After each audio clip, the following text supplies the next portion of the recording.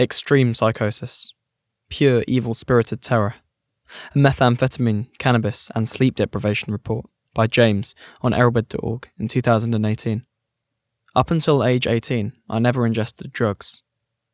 It all started with weed from a friend, then moved on to coke, crack, spice, stimulants, opiates, benzos and psychedelics. I've done it all except PCP and ketamine. The drug abuse has been extremely severe and uncontrollable, resulting in major kidney, liver and intestine damage now at 26. Managing my opiate addiction of 6 years was the worst, but I got on Suboxone on year 5 or 6. When I couldn't tolerate the withdrawals from sub after a year of weaning and attempting to stop 6 times, I quit my job and went on vacation to Florida on August 5th, 2018, and did not get back home until August 19th with my girlfriend who does not use. Before we hopped in the car for the 700-mile drive south, I already had a plan to get high and I hid it from my girl. It was my secret which did not last. My plug, an old buddy in Florida, could get me pure blue crystal shards for $80 a gram. Very good quality compared to the crap I see here in North Carolina. I wrestled with the idea, but decided wrong. My addicted brain convinced me that since I was on vacation, I might as well enjoy myself and get high. I deserved it, and my mind said yes to it. By using meth, I can kick the Suboxone and stop my opiate problem for good. This plan worked and backfired horribly. Meth did overpower the horrible feelings and sensations of the withdrawal. Meth is so strong it seems to overpower just about 95% of all drugs. This I knew would work and help me, or so I thought. Then I became a meth addict in return upon stopping opiates.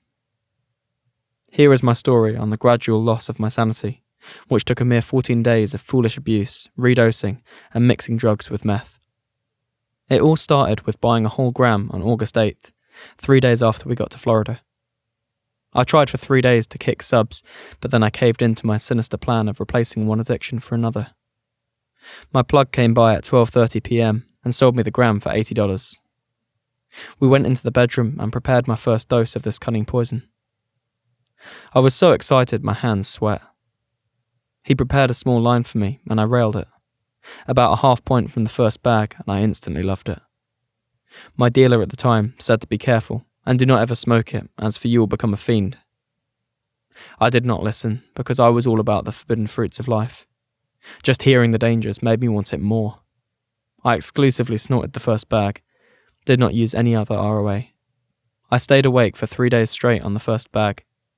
Already then I forgot what sleeping and eating were like. My use was already out of control. Basic functions like sleeping, hygiene and family became an afterthought. I was so high and spun from the first batch, I locked myself away from the world because I could not act normal and I looked filthy and crazy. After I snorted and ate the whole gram, I ran out and crashed for 1 day. After then, I bought the second gram when I wasn't feeling good from withdrawal. The second gram lasted another 3 days. I found oral dosing under the tongue to be better than most ROAs. I ran out and crashed hard for 2 days in bed and depressed. The come-downs were getting worse.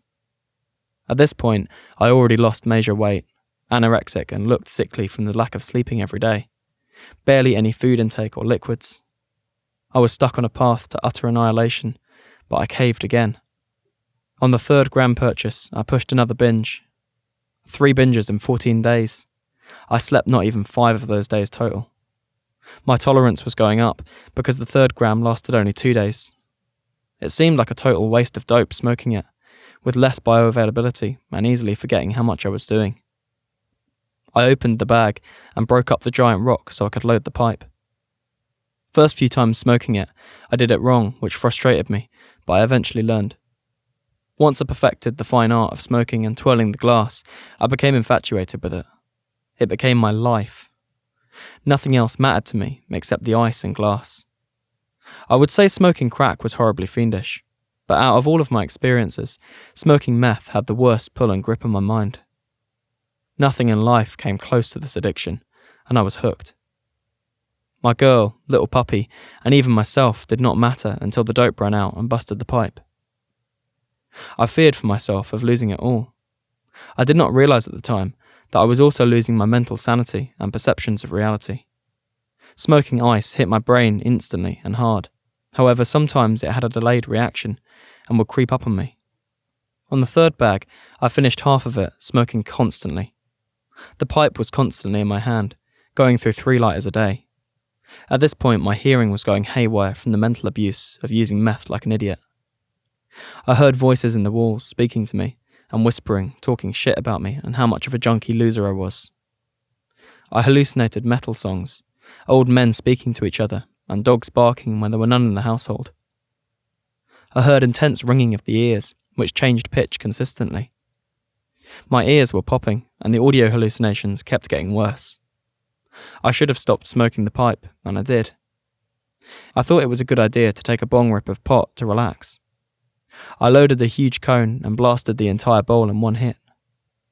It was more weed than I ever inhaled. My lungs could not feel the smoke at all. I held it in for 20 seconds and exploded the smoke out, coughing my lungs up. All of a sudden, after 2.5 grams of meth over the course of 2 weeks, sleep deprivation on and off, and the mixture of mild psychedelic cannabis, my mind snapped for the first time in my life. I entered psychosis, and it was the most terrifying experience of my life. My mind became my own worst enemy. It got so bad, I considered suicide as an option. It got progressively worse over the course of 4 hours. I walked out of my girlfriend's bedroom at 3:30 a.m. with eerie paranoia of immense danger around me. I was standing in the hallway and heard banging noises outside. I went to the front door to check on the cars. I peered through the glass and saw 5 cops outside, standing looking at the door. One of the cops I saw, his face peeking straight through the glass, looking into my face directly. I backed away from the window and he held up a pistol to the glass and made a threatening gesture with a sinister smile. I backed away from the front door and I turned off all the lights, grabbed a butcher knife and ran into the bathroom. The house was dead silent. All of a sudden, I heard radio chatter on a police radio. They were talking outside and I heard them through 3 walls in the middle of a household. They said they were breaking in shortly to the suspected meth house. I hid in the bathroom, terrified for who knows how long. After a short while, I walked out of the bathroom into the living room with the knife in my hand, walking on my tippy toes into the darkness. I thought they could hear my footsteps on soft carpet, so I was very slow moving from the small bathroom where I felt safe. They disappeared, and I was freaking out more now, thinking they went to the back of the house to enter in. It was dead silent again. I heard an intense buzzing sound in the walls around me suddenly. The room morphed and breathed with psychedelia, and I heard sounds of electricity buzzing. Hard to explain the sound. I gripped the massive knife tight, hands sweating so much, beads were dripping onto the blade. It was too quiet, and I anticipated trouble. Eyes wide open and tweaked into a delusional, homicidal state. I walked back into the living room and turned a lamp on to see. I looked around and felt okay, but then seconds later, I suddenly heard an extremely realistic, vivid and terrifying sound. I heard a window breaking in the kitchen 15 feet away. It sounded incredibly real. The window sounded like it was kicked in with a shoe. I heard the glass fall and hit the tile floor in the kitchen. Then I heard a man grunt as he pulled himself through the window. I heard feet hit the floor and glass crunch under his body weight. My face dropped and my hand gripped the knife so hard I had bruises on my hand. I ran back in the bathroom and turned off the light with the door cracked slightly. I thought at this point someone was going to die and it was up to me to save everyone in the house sleeping soundly. I hid in the bathroom and heard 2 men in the house talking to each other, saying to grab this item to steal. The other man said he was going back towards the bedrooms. He had to get through me, as for the bathroom was right in the path of where he was headed. I heard footsteps silently and carefully approaching around the corner from the kitchen where the window was busted in. I was sweating profusely, shaking. My heart dropped and the knife felt like an extension of my body. I knew this was it. Either I die from a home invasion or I murder for the first time. I could not exit the bathroom for fear I was going to get shot and killed. I held my breath and crouched down in the darkness, peering out in the hall with the door cracked, ready to pounce. I stayed in the bathroom, concealed in the darkness for quite some time. I exited the bathroom and peered around a few corners, squat walking to make my body target smaller so I did not get shot suddenly. It took me 50 minutes to make sure the tiny house was clear, and in reality it was. Nothing happened at all. I hallucinated a home invasion at 3:30 a.m. It was completely real to me, but it did not end there. I woke up my girlfriend and made her check the house. She said I was tweaking too hard. I did not believe her. I hit the pipe more and started convulsing. My chest and head had severe pains from the high blood pressure, and I could not stop moving, breathing extremely fast. I considered the hospital, but I couldn't do it again. I had no weed and could not calm down. I decided to go out for a walk to breathe the fresh air. Huge mistake. I entered the realm of hell with the shadow people for the first time. It was not a friendly experience. It was 4:30 a.m. I carefully exited the house. I was in a full, thick body sweat, eyes blown. I had hypothermia, was starving, dehydrated. I was so spun, all I had on was shorts and a shirt, no shoes. I started walking a block and was walking very quickly.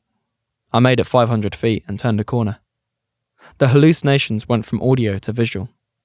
As I turned left to another road, I saw dozens of black cats and dogs running across the street in front of me. A man peered out from behind a bush. I couldn't tell if it was real, due to the psychosis intensifying, and my mental state turned for the worse due to seeing that one shadow man appearing. I became hostile and more paranoid. I ended up getting lost, despite only wanting to walk a few blocks. I knew the neighbourhood well, but could not think clearly. I lost track of time, location, and was increasingly desperate to get home. It seemed darker than usual outside. I looked at my phone, and the screen was so bright I had to put it away. With Waze on my phone, I could not articulate a thought to help me, and gave up. Walking in the middle of the road at 5:30 a.m, suddenly lights and the sound of a car were approaching me from behind. I saw red, green, and white vivid lights on the ground in front of my body, getting brighter as the vehicle approached me, and the sound of the car engine running.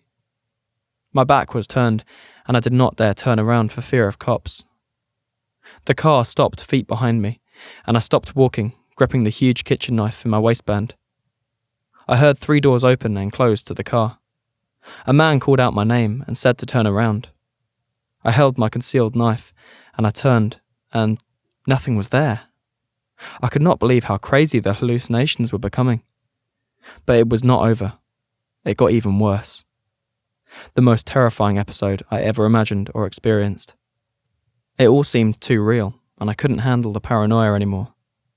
I dropped the knife and was too paranoid from cops showing up. After walking around in a circle for another 30 minutes, getting more lost, I finally found a street nearby the house. I found my way and was only 2,000 feet from the front door. My shirt was completely drenched in sweat. I took it off and wrung it out, sweat spilling onto the street. I left my shirt off and carried it in hand. I started speed walking faster. I turned a corner and was so close to home. This is when the most intense fear of my life got triggered. It gave me PTSD, I believe, and I will never forget what I saw and the intense fear. I will never forget, scarred into my brain forever from sheer terror. It was like Satan raped my mind and my soul. A sense of pure evil and hostility. I was high, but I was panicking, fearful and desperate to escape my mind. I could not. All of a sudden, I heard doors to homes opening and closing. The homes were behind me only, not in front of the path I was on to my house. I turned around to see and froze from fear. Black shadow people calmly walked out of their homes one at a time. One person from each house. After each one came out, they stood on their driveways. They faced me and did not speak or motion, only glared. They only glared with a hostile, evil feel to each one of them. I started walking in reverse, facing them. The panic exploded into full, incredibly horrific fear. The shadow people started walking towards me, and behind them, dozens more started running out of each house. The shadow people I saw had bright red, demonic eyes and evil-spirited feeling. Then I noticed the ones running had 2 massive knives in each of their hands, the same knife I had from before. They all started chasing, running full sprint. I locked eyes with one of them before I started running full speed down the street, only a few hundred feet away from home. I tossed my shirt onto the grass and screamed. I screamed in pure terror, and I was running faster than I ever ran in my life. It felt like I was running 30 miles an hour. While extremely stimmed, I could have had a heart attack or stroke. I did not care. Fight or flight mode, mixed with psychosis, made me believe I was going to be brutally murdered and sent to hell. My body was sweating so much I couldn't even see. My eyes were covered in sweat droplets, but I did not stop running. I was so scared I cried while sprinting, thinking this was it. I am going to die, and I cannot escape this nightmare. I wanted to commit suicide to end the mental anguish. If I had a gun, I would have. But my desire to live overcame, and I made it to the front door in less than a minute since I was so close nearby. I slammed the door behind me, and the shadow people ran up. Dozens of them covered the front lawn and driveway. They stood motionless as I looked through the glass, and I saw a sea of red, glowing, sinister eyes staring me down. Just as I was looking at them, they all disappeared into thin air in the form of black, wispy smoke. Except one.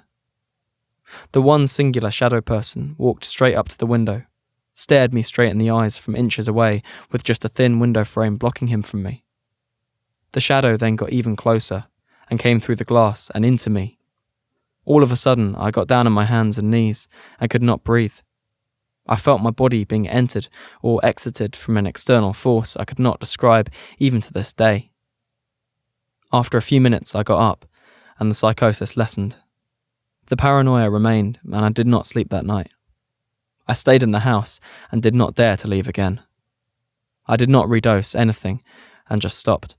I was too afraid. To this day, 4 months later, I have an intense fear of darkness. Walking around neighbourhoods at night, no matter how safe. I have an aversion to knives, and I am a shut-in, even more so than before.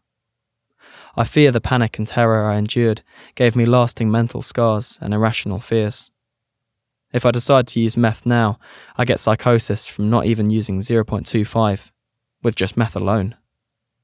Psychosis appears to become easier to achieve as time goes on. Abstinence from drugs is the only thing that helps, and life truly is better without meth. Mixing large amounts of meth with cannabis appears to trigger psychosis, or make it much worse if it's already occurring. As fun as it is, and as amazing as it was never worth putting in my body.